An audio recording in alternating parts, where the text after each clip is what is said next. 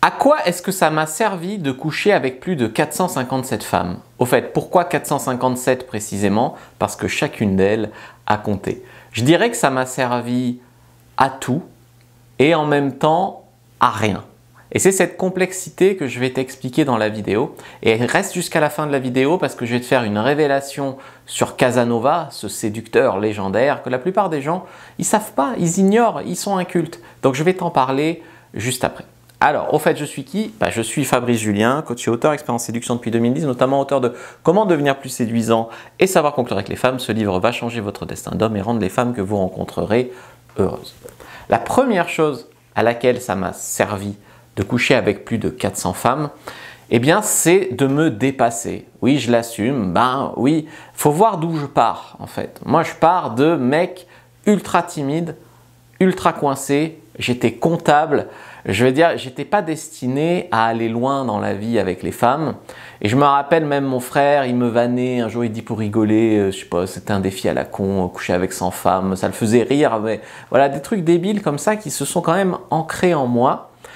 Et j'avais beaucoup d'insécurité, il faut te dire, je sais pas, j'étais encore puceau à 16 ans.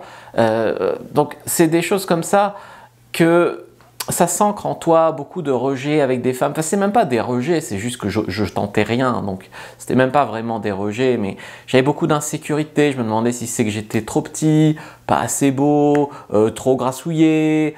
J'avais beaucoup de choses à me prouver. Ma maman me disait qu'en fait j'étais pas moche, mais voilà, c'était ma maman, donc ça comptait pas. Voilà, au niveau d'estime de soi, c'était difficile. Alors je voyais bien que j'avais des bonnes notes à l'école. J'étais pas quelqu'un dont on se moquait, tu vois. J'étais pas un bouc émissaire à l'école. J'étais juste normal, juste timide, juste voilà, je pensais que j'étais quelqu'un d'intéressant, de drôle, mais j'étais tellement réservé que personne pouvait le savoir en fait. Au lycée, j'ai subi une grosse pression sociale parce que moi, quand j'étais au lycée, donc tu rentres à 15, 16, 17 ans, mes potes, ils commençaient à avoir des nanas. En plus, voilà, j'avais des potes, ils avaient des copines, elles étaient canons. Moi, j'ai commencé à mentir, oui, j'ai déjà eu des copines, j'avais pas eu de copines. Voilà, les autres couchaient avec des filles, moi pas. Après, je pense qu'il y a une partie de moi qui a dû compenser. Parce que je voyais des gars, ils étaient plus petits que moi, ou plus gros, ou plus cons, ou vraiment pas drôles, ou machin, mais ils avaient des copines. Et je me disais, mais c'est quoi mon problème? Et puis le jour où j'ai compris comment on a des copines, je pense que oui, il y a une partie de moi qui a dû compenser un petit peu ce traumatisme d'enfance. Mais après, il y a des gens, ils le vivent, ils le compensent jamais. Puis à 40 ou 50 ans, ils font la crise de la quarantaine et ils gâchent leur vie, ils bazardent leur mariage, leur truc. Donc je pense que j'ai rattrapé un peu le temps perdu, c'est clair. Plutôt en temps et en heure, moi j'ai pas trop de regrets pour cette phase-là. Après, une autre chose que ça m'a apporté, c'est d'essayer différents styles de nanas, des nanas que je pensais inaccessibles, des nanas un peu stylées, un peu blondes aux yeux bleus, bien habillées, etc. Après, des nanas un peu plus baba cool. Après, j'ai essayé vraiment plusieurs styles. Je pense, pour moi, c'était un domaine vraiment à explorer. Mon ex, elle était bisexuelle, c'était cool. Ma copine actuelle, elle est 100% hétéro. J'ai appris beaucoup sur moi, sur les autres. J'ai appris en fait parce que je trouve que quand tu connais pas beaucoup de femmes, tu as du mal à te dire en fait tout ça existe. Tu vois, il y a des hommes, ils me disent toutes les femmes sont chiantes. Même ma copine, elle est pas chiante. Je veux dire, j'en ai connu des femmes chiantes, c'est clair, mais ma copine, elle est pas chiante. Donc toutes les femmes sont pas chiantes. Donc c'est possible de trouver une femme pas chiante. Mais quand t'as pas connu beaucoup de femmes, tu penses que ce que tu as connu, ça représente toutes les femmes. Et tu penses que tu peux pas avoir mieux ou en tout cas quelque chose qui te correspond plus. Il y a des mecs qui vont vouloir des nanas super aventurières, il y a d'autres qui vont avoir des nanas drôles, des nanas hyper ambitieuses, ou juste des nanas pas chiantes, ou juste… Voilà, mais après, ça correspond à toi. Qu'est-ce que toi tu veux comme nana? Et il faut aller la chercher, il faut explorer, ça existe. Il y a des mecs qui me disent ça n'existe pas, les filles drôles. Mon ex, c'était drôle, vraiment drôle, je veux dire. Il me faisait rire, on faisait des trucs vraiment un peu de fou, fun ensemble. Voilà, ça existe. Mais c'est juste que quand tu as connu, je sais pas, 5 ou 10 femmes dans ta vie, comment tu vas avoir une idée de tout ce qui est possible, de tout ce qui existe. Donc vraiment, explorer. Explorer vraiment tout ça. Avec mon ex qui était bi, on a fait des comptes Tinder de couple, on a fait des plans à 3 avec 2 filles. Ça, c'est un truc aussi que j'ai exploré. Je ne vais pas forcément faire des plans à 3 toute ma vie. mais je suis hyper content de l'avoir fait. J'aurais pas de regrets sur mon lit de mort. Je saurais à quoi ça ressemble. Je pourrais y repenser quand je serai vieux. Ça fait des choses qui comptent quand même. Quand tu te demanderas toute ta vie pourquoi il y a des mecs qui font des plans à 3 et d'autres pas. Tu vois. Donc, vivre beaucoup de choses, en fait, avoir peu de regrets sur mon lit de mort. Voilà. Après, je vais te dire, parfois, il y a eu des moments où c'était une course en avant, simplement pour vivre un peu de plaisir physique, d'adrénaline en fait, de se sentir vivant, de chercher les limites, parfois même de transgresser. Je veux dire, les premières fois que j'ai essayé de ramener des nanas en club libertin, il y avait un goût pour transgresser un peu les limites, tu vois, pour aller chercher vraiment plus loin. Et je pense que les limites, j'ai pas vraiment trouvé en fait. J'ai testé plein de trucs, puis un jour j'ai trouvé une fille qui me correspond et je me suis arrêté, je me suis mis avec elle. Mais voilà, sans regret, sans avoir des choses que j'ai pas vécues. Alors, est-ce qu'à un moment, j'ai eu une sensation un peu de liberté, vraiment il y a eu des périodes où je me disais, je me mettrai jamais en couple, c'est trop bon la vie de célibataire. Et puis après, tu rencontres une nana, tu as un coup de cœur, tu essayes avec elle, puis ça marche pas, puis tu te dis, plus jamais je me mets en couple, puis tu en rencontres plein, puis après tu en rencontres une autre avec qui tu as un coup de cœur. Voilà, une sensation d'infini, de liberté, parfois même une sensation, j'avoue, de puissance, quoi. Je veux dire, quand tu fais un plan à 3 avec 2 filles et que tu te sens à un moment le roi du monde. Après, c'est difficile quand tu es comptable, tu retournes au bureau, ton patron t'engueule, te parle comme une merde. La veille, tu étais avec 2 nanas. C'était vraiment dur. C'est pour ça que je suis devenu indépendant, entrepreneur aussi, en partie. Après, je pense que là, je te raconte des trucs que positifs. C'est pas que positif. Dans le sens où je pense que j'avais une peur de l'engagement sur laquelle j'ai beaucoup travaillé après mon avant-dernière rupture. Donc, c'est la rupture avec l'ex avec qui je suis resté 2 ans en couple à Lyon. Je pense qu'il y avait en fait, je craquais pour des filles qui n'étaient pas pour moi. En fait, j'avais rencontré des filles bien sous tout rapport, qui voulaient s'engager, etc. Je t'ai dit non. Et après, j'avais rencontré des filles un peu faux-folles. Et là, comme c'était pas vraiment de l'engagement sain, là j'ai dit vas-y, j'y vais. Tu vois, donc j'avais un problème aussi avec l'engagement, avec ce que je recherchais chez une femme. Je pense que j'avais un héritage de ma relation avec ma mère. Ma mère, elle avait une relation avec mon père où voilà, elle lui parle pas toujours très bien, machin truc. Les émotions, je suis grandi avec une maman qui avait des émotions un peu instables, des humeurs très changeantes. Et ça, quand je le retrouvais chez une fille, je tombais amoureux, quoi. Et pourtant, c'est hyper malsain. Et donc, j'ai beaucoup travaillé sur moi là-dessus, beaucoup de développement personnel, beaucoup, voilà, vraiment, c'est comme une thérapie, quoi, vraiment, que j'ai faite sur moi. Et je pense que j'ai travaillé sur cet axe-là, ce qui m'a permis de trouver une copine saine et équilibrée. Et aujourd'hui, la preuve, c'est que je suis engagé et que voilà, je vais être papa. Voilà, c'est super beau. Et il y avait aussi des traces de ma première copine que j'ai eue super tard, à 16-17 ans. Je restais avec elle là.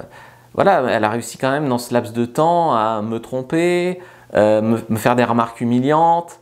Il y avait quand même des blessures profondes de quand j'étais plus jeune. Et ça, on a beau dire, lui c'est un connard, il drague, machin. On pense jamais à qui m'a mis dans cette situation aussi, parce que c'est la société aussi qui m'a mis aussi, qui m'a fait beaucoup de mal en tant que petit garçon, jeune ado, avec les femmes. Alors on dit, ah ouais, mais c'est sa faute. Bah, pas que, tu vois. Est-ce que parfois, j'ai regretté de coucher avec plus autant de femmes, quoi? Je dirais que non. Je pense que je regrette plus à long terme les périodes où j'ai été en couple très sage avec des filles et puis que ça a cassé, quoi, beaucoup de temps perdu, alors que je savais depuis le début que c'était pas parfait, que ça allait pas trop. Voilà, je regrette des filles avec qui j'ai pas couché parce que je faisais un peu trop le difficile à un moment. Ça, je regrette plus que de avoir couché avec des filles où, clairement, hein, il y a des filles, enfin, c'est pas méchant pour elles, je suis très content d'avoir couché avec elles, mais je m'en fous, ça n'a pas changé ma vie de coucher avec elles. Et ben, je regrette pas. Je regrette plus celle où voilà, j'ai pas couché avec elle. Je pense que parfois, ça m'a aussi dépassé. Je me rappelle d'une fille que j'avais draguée dans la rue à Lyon. Je me rappelle qu'elle faisait des études pour être notaire. Elle était blonde, elle était vraiment, vraiment très jolie. Mais j'ai fait 2-3 soirées avec elle. Je m'ennuyais déjà, quoi. Elle était tellement demandeuse, tellement déjà, elle voulait que je sois l'homme de sa vie, quoi. Et ça m'a fait fuir. Alors que je pense que cette fille aurait été en particulier vraiment géniale. Et je pense que moi, je lui avais dit que j'étais encore expert comptable. Je venais déjà de plaquer ses études et de me lancer dans... Après, je lui ai dit la vérité, elle était blessée. En même temps, je lui avais dit ça aussi parce que je voulais paraître normal et lui plaire. Et en même temps, tu vois, je pense qu'il y a des fois aussi où j'ai fait des petits mensonges, pas méchants, mais des petits mensonges que j'aurais peut-être pas dû.